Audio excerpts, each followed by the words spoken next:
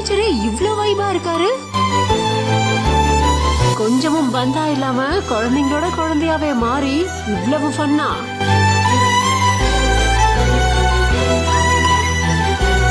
மாற்றுத்திறனாளி குழந்தைகளோட ஆட்டம் பாட்டம் கொண்டாட்டம்னு களை கட்டிய நிகழ்வு.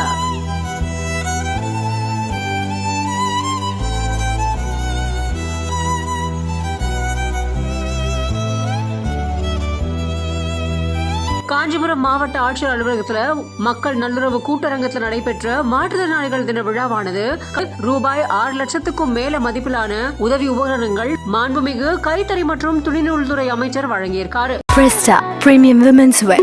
Let your body love it.